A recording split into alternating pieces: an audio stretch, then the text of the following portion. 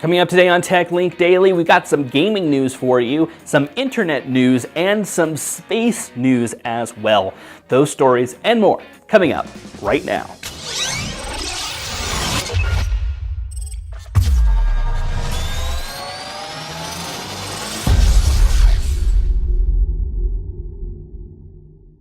Our first story today comes as a result of a situation happening overseas right now between the US and Russia. From Motherboard, Russia's new space sanctions mean SpaceX is about to get paid.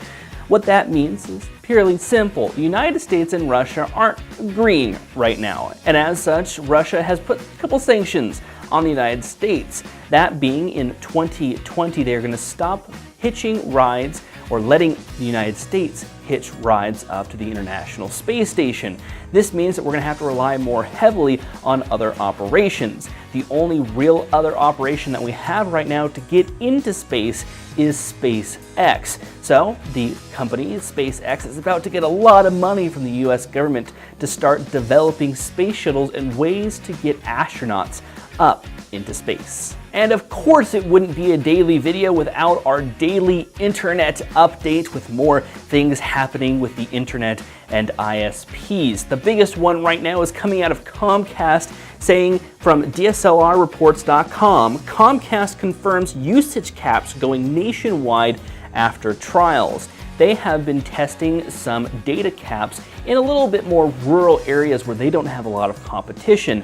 They've been testing out these caps to see how they affect their users, and apparently for them, it's become something of a positive. So they have confirmed that by the end of 2015, all of their customers will be on a usage cap. They have not exactly told us how much the cap is going to be, but we're guessing around 500 gigabytes, which if you're a medium user, you're going to be going through that within a couple of weeks. So it's going to be quite interesting to see how Comcast deals with the people who are going to be using a lot of data. Like myself, I use about 1 terabyte to 2 terabytes a month of data by downloading my movies, downloading my TV shows that I watch via Netflix, via Hulu, via Amazon Prime. I do watch a lot of internet content, so it'll be a very interesting thing to see how Comcast handles the more rigorous users. Most of us use it every day for getting around town to finding where we need to go, and that is GPS, or Global Positioning System. This system has been something of a positive for a lot of people, not only in the military, but also everyday life as well, because it helps us know where we are and get where we're going. But how accurate is it? It actually isn't that accurate as compared to what is being announced today from New Scientist. Quantum Positioning System steps in when GPS fails. This new system called Quantum Positioning System is about 1,000 times more accurate than GPS. And the New England? Yes, I believe it's the New England Navy is going to be trying this out in one of their submarines next year. Seeing that it's about 1,000 times more accurate, they're going to see it in real life scenarios, launching it on one submarine, and could be the thing of the future once it starts getting its vetted paces and we know that it actually works. So who knows? It'll start with submarines, probably move into cars, and then before we know it, it'll be in our phones. And a little bit of gaming news for you from Polygon. Watch Dogs Resolution frame rate on PS4 and Xbox One detailed. This game has been something of the premier game of games that we have all been waiting for on the console systems. The final resolutions have been announced for both the PS4 and the Xbox One, but let me tell you, they aren't so hot as compared to PC gaming, in which they say that the PS4 version will have a resolution of 900p, while the Xbox One version has a resolution of 792p, and they will be playing at 30 frames per second. Now, this isn't next generation stuff, and a lot of people are complaining that this isn't next generation because we have computers right now that can play at 2K, 4K at 60 frames per second, 120 frames per second, virtually limitless right now on computers depending on the hardware that you have. That's brought up the bigger question on asking, well, are next-gen consoles really next-gen because of these resolutions? Well, I say it goes both ways. I'm a person who likes to play on a console just because it's a dedicated machine that I can have. I have been using consoles since I was just a little kid, and I haven't changed that much since. I have both played PC games and Xbox games as well.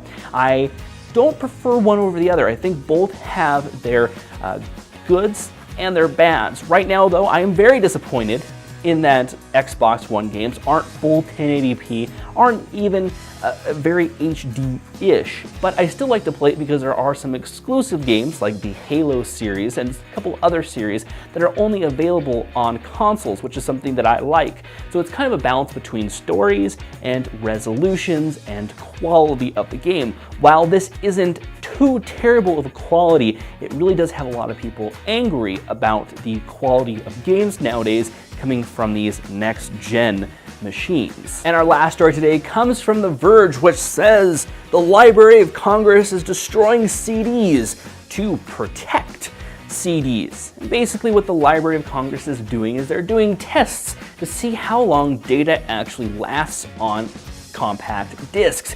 What they've been showing in early tests is that it's not lasting as long as we think they are.